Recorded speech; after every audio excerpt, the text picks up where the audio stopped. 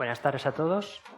Lo primero, muchas gracias a todos y muchas gracias a los organizadores por darnos la oportunidad de estar aquí esta tarde y a mí en concreto por darme la oportunidad de compartir este tema con vosotros.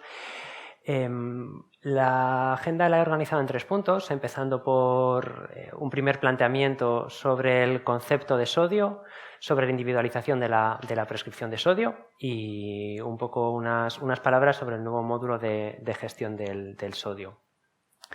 Empezando por el concepto del sodio, desde un punto de vista más clásico, habitualmente cuando pensamos en sodio siempre lo relacionamos con edema, con sobrecarga de volumen, con hipertensión. Y como ejemplo he traído este trabajo en el que lo que nos muestran es que pacientes en función al inicio de diálisis, en función de cómo esté sus cifras de tensión arterial y cómo esté su estado de hidratación en la primera gráfica que veis a la izquierda, pacientes con cifras de tensión más bajas tienen un aumento de la mortalidad y pacientes sobrehidratados tienen un aumento de la mortalidad. Pero si esto se mantiene más tras un año de seguimiento, veis que el aumento de la mortalidad es todavía mayor y que la influencia de la sobrehidratación es más importante en términos de aumento de la mortalidad que la influencia de las cifras de tensión arterial. ¿Por qué no conseguimos muchas veces controlar la sobrecarga de volumen de nuestros pacientes? Porque en línea con la cantidad de líquido que podemos ultrafiltrar también tenemos muchas evidencias de que aumentar la ultrafiltración, la tasa de ultrafiltración en mililitros kilo hora produce un aumento de la mortalidad de nuestros pacientes. Y en ese trabajo, en el modelo ajustado, que es este último de aquí, veis que a partir de los 8 mililitros kilo hora tenemos un aumento significativo del riesgo de mortalidad y que aumenta de forma continua según aumenta la tasa de ultrafiltración en nuestros pacientes. Pero el sodio, como os decía, no es solamente sobrecarga de volumen y no es solamente la parte del sodio que se relaciona con esa hipertensión o con esos edemas. Tenemos evidencia de que tiene una actividad directa, como por ejemplo en este trabajo, en el que lo que correlacionan es concentración plasmática de sodio. Según aumenta la concentración plasmática de sodio, sobre todo a partir de los 139 milimoles litro, tiene una influencia directa sobre la distensibilidad de la célula endotelial, de forma que aumentos de las concentraciones, en este caso ya independientes del volumen, aumento de las concentraciones de sodio se pueden relacionar con peor distensibilidad de la célula endotelial, con las consecuencias que eso tiene. Y este efecto es mediado por una disminución de la liberación de óxido nítrico, no es un efecto volumen dependiente. Y no solo esto, cada vez tenemos más evidencia de que tenemos un depósito de sodio tanto a nivel tisular, sobre todo a nivel muscular, como a nivel subcutáneo. Este aumento en el depósito de sodio se relaciona con la edad, se relaciona con algunas patologías. En este ejemplo que he puesto podéis ver una resonancia magnética específica para determinar depósitos tisulares de sodio, y veis la diferencia entre un varón de 24 años sano y un varón de 85 años con una hipertensión, y veis como el depósito de sodio tanto a nivel subcutáneo como a nivel tisular es muy significativo en esa imagen. Cuando analizan todos los cortes de todos los pacientes y analizando cómo es ese aumento y esa correlación con edad y con comorbilidad, lo que ven es que existe un depósito a nivel tanto muscular como subcutáneo según aumenta la edad. Veis que tanto en las gráficas de arriba como en las de abajo son subcutánea, la de arriba es depósito de sodio tisular y tenemos una correlación significativa con edad, sobre todo en el caso de varones. Y lo que es más importante es que existe una correlación significativa entre la presencia de hipertensión refractaria, que tienen los pacientes con hipertensión refractaria unos niveles de depósito de acúmulo de sodio tisular significativamente mayores que los controles sanos. En el caso de varones, además, lo que muestra la imagen es que hipertensión refractaria en tratamiento con espironolactona se produce un descenso de este acúmulo subcutáneo de este acúmulo muscular de sodio. Y no solo se relaciona con el control de la tensión. Tenemos otro artículo, en este caso pacientes control versus pacientes en diálisis crónica, en los que los pacientes con un mayor depósito muscular de sodio tienen una peor respuesta a la insulina. He traído estos dos como ejemplos, pero hay más, y parece que cada vez tenemos más evidencia de que tenemos que ampliar el concepto de sodio, tanto incluyendo el concepto clásico del sodio extracelular osmóticamente activo relacionado con bulimia, relacionado con hipertensión y con edemas, cómo incluir este nuevo concepto de sodio, de este depósito tisular, que como hemos dado algunos ejemplos, el problema es que no es un mero depósito de sodio que nos sirve como depósito para cuando lo necesitamos, sino que cada vez más se va correlacionando con la presencia de inflamación, de resistencia a la insulina, de alteraciones vasculares, de algunas enfermedades musculares.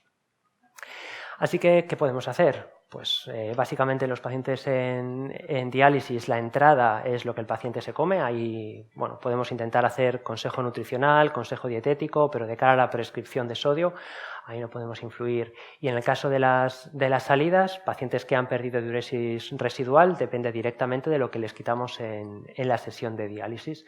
Sabéis que la mayor cantidad de sodio durante la diálisis la quitamos por la ultrafiltración, por un sodio asociado al líquido. Ahí no tenemos una capacidad de influir más allá que el ajuste del peso seco del paciente y lo que haya ganado.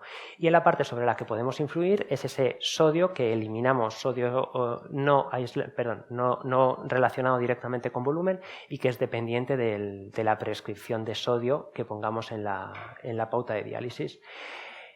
Hay muchos trabajos que lo que abogan es por la individualización de esa prescripción de sodio. Pero claro, ¿individualización cómo? Porque tampoco nos dicen exactamente qué es lo que tenemos que hacer. Y el problema es que además cuando revisamos la bibliografía tampoco tenemos grandes evidencias de hasta qué punto es mejor tener un sodio un poquito más alto, un poquito más bajo. Si nos vamos a ver, para empezar, qué es lo que estamos haciendo, pues lo que estamos haciendo es que no estamos individualizando tanto como nos recomiendan. Es cierto que este es el DOPS del 2012, este trabajo, que probablemente ahora no sea así la foto. Y como veis ahí en la imagen, independientemente de los niveles plasmáticos de sodio prediálisis del paciente, en torno al 50% de los pacientes incluidos en este decorte del DOPS tenían una prescripción de sodio de 140.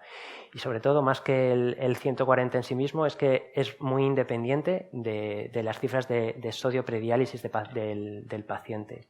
Este trabajo, que es un trabajo japonés, más reciente, y básicamente la imagen es muy parecida. Veis que independientemente de los quintiles que tenemos abajo de niveles plasmáticos de sodio prediálisis, la prescripción de sodio es básicamente la misma, es 140 para todo el mundo.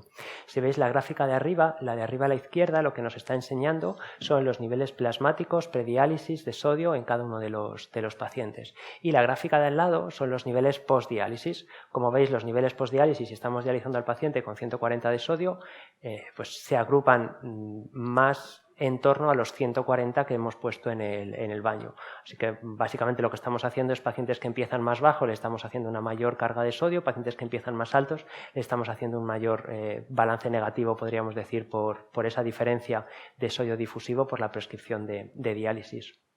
Y a la hora de analizar eventos de qué ocurre con la evolución de estos pacientes, la primera gráfica muestra riesgo de mortalidad, la segunda de ACV y la tercera de amputaciones. Y lo que vemos ahí es que en función de la tasa de cambio, podríamos decir, de sodio a lo largo de la sesión de diálisis, eso es sodio postdiálisis versus sodio prediálisis, cuánto cambia la concentración de sodio a lo largo de la sesión de diálisis, y lo que vemos es que a partir de los +2 más o menos aumenta de forma significativa el riesgo de mortalidad de estos pacientes. Este modelo está ajustado para todas las variables que veis ahí en la diapositiva, lógicamente para sodio prediálisis, porque el sodio prediálisis en sí mismo es un factor de riesgo de mortalidad, y los que más balance positivo hacían, como habéis visto antes, son los que más bajos estaban.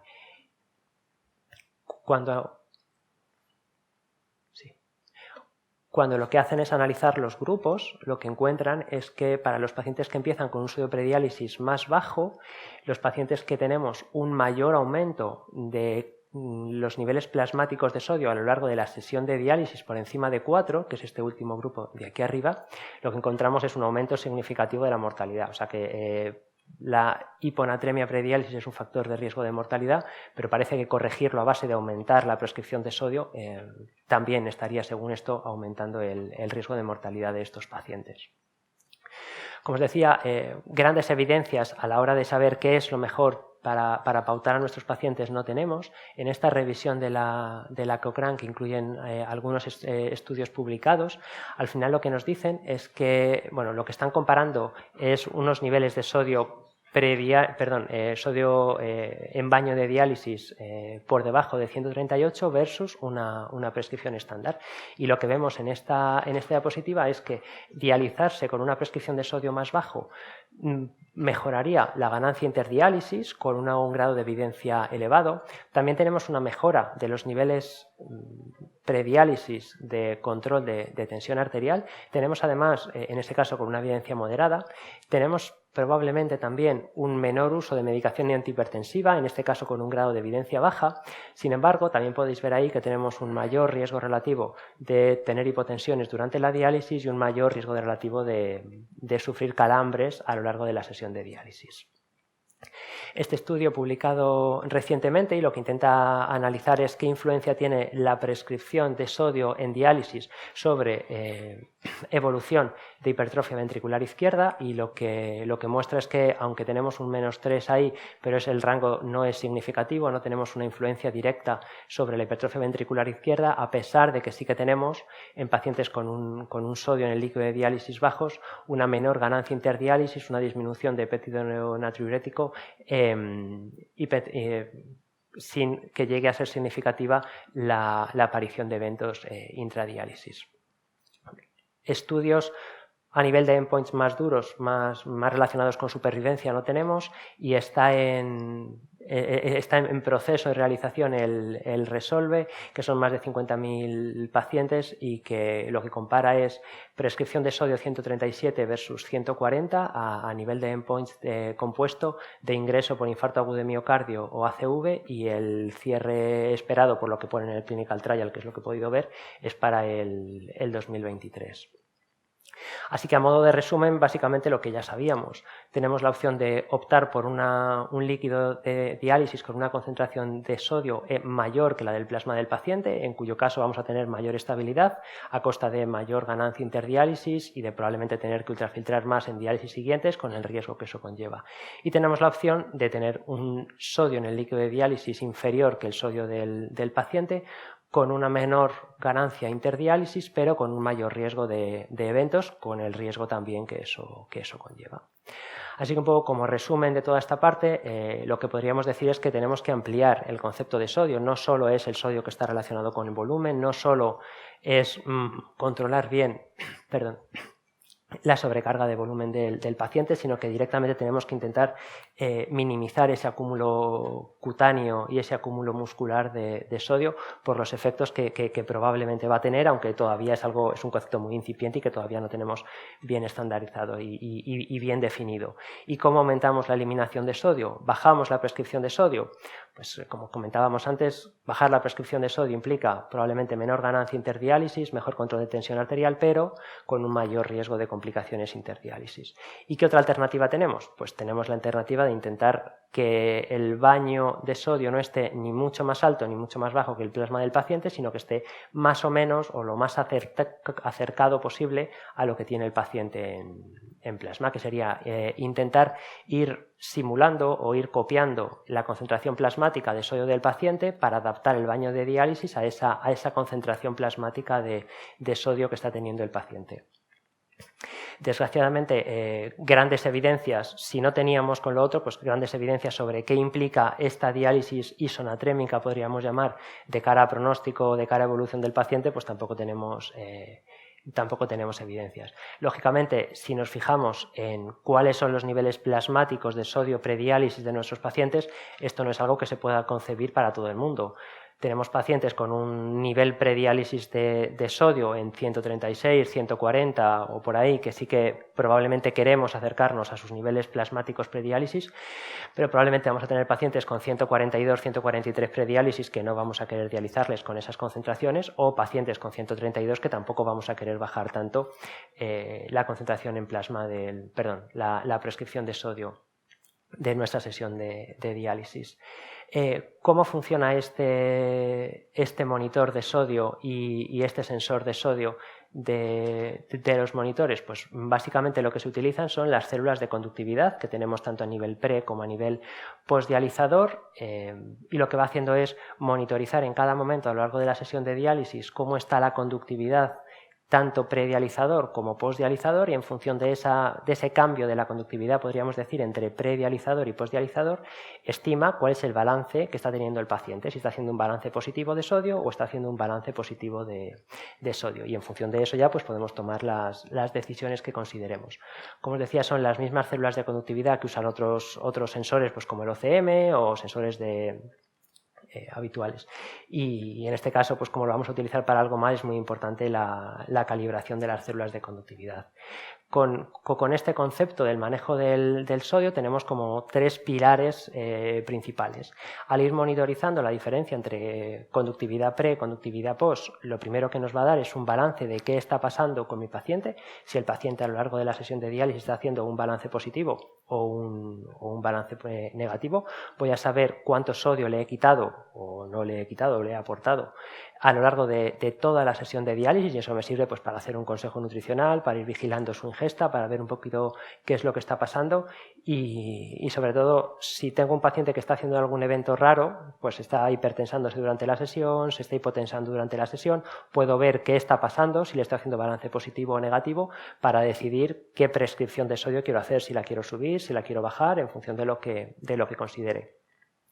Tengo la opción de poner un control automático, y es que la máquina automáticamente vaya simulando para intentar que vaya simulando el plasma, o sea, el sodio en plasma del paciente, para intentar que ese balance por difusión, que esa diferencia de concentración entre plasma del paciente y líquido de diálisis, sea 0, y lo vaya haciendo ella sola a lo largo de toda la sesión de diálisis. Y bueno, además me va a mostrar la anatremia prediálisis. Y os voy a enseñar algunos de los estudios de validación que tiene el modelo. En este estudio lo que comparan es cómo es el cambio de sodio a lo largo de la sesión de diálisis en pacientes en rojo con el control activado y en azul con el control apagado. Y lo que vemos es que, comparando con una prescripción estándar de 138, la diferencia en cuanto a ese cambio de sodio a lo largo de la sesión de diálisis no es significativa. En ambos casos, pues uno es menos 0,3, el otro es menos 0,9, y como veis esa diferencia no es significativa. Lo que sí que es significativa es la desviación estándar de ese cambio. Esto lo que significa es que a nivel del paciente, cada una de las sesiones de diálisis tenemos una ligera fluctuación de las concentraciones prediálisis de sodio. Esa variabilidad intrapaciente de la concentración plasmática de sodio estaba en 1,2 milimoles. O sea que si es 1,2 la desviación estándar, pues más o menos pues podemos decir que como el 60-70% de las sesiones se mueven más o menos 1,2 milimoles litro. Y esto al final lo que tenemos es que, comparando, veis en la gráfica, la zona gris es el resultado de la diálisis, por así decirlo, con el control apagado. En la zona verde lo que tenemos es el resultado de la diálisis con el control encendido. Y lo que veis es que la media más o menos se agrupa en torno a 0 en ambos casos, pero con el control activado, que es la zona verde, la distribución es mucho menor, porque para cada una de las sesiones el módulo va a estar adaptándose a la concentración plasmática del paciente en esa sesión concreta, en ese momento concreto, mejor que la prescripción estándar que teníamos. Y esto lo que hace es relacionar ese balance de sodio que os estaba contando antes en función de los niveles prediálisis del paciente, similar a lo que os decía al principio. Si tenemos más tendencia a poner un 138 fijos, los pacientes que estén en 138 van a hacer un balance 0, sin embargo, los pacientes que se muevan más para arriba o más para abajo de esos, pues van a hacer un balance positivo o un balance negativo. Esto, bueno, es muy parecido, lo paso. Y a nivel de los niveles prediálisis de sodio, sí que el monitor nos da ese valor, pero como siempre que tenemos el sensor del monitor, y además tened en cuenta que el monitor lo que hace es estimarlo a base de las concentraciones, a partir de la conductividad postdializador que está recogiendo. Entonces ahí la media es muy en línea con los valores reales, sin embargo tenemos la influencia de otros electrolitos que pueden aportar a nivel de conductividad, no solo el sodio. Entonces el monitor no tiene ninguna forma de saber cuánta conductividad proviene del sodio, cuánta conductividad proviene de otros electrolitos. Entonces yo creo que esto es un valor muy útil a nivel de seguimiento o a nivel de detectar alteraciones, pero no es algo que me valga para hacer un diagnóstico en sí mismo. Si veis en la gráfica, la R cuadrado es 0,79. Si en vez de correlacionarla con el sodio simplemente lo correlacionamos con el potasio, la correlación es mucho mejor, lógicamente, porque estamos teniendo en cuenta ambas conductividades, tanto la del sodio como la del potasio. Y nada, eso es lo que os quería contar. Muchas gracias.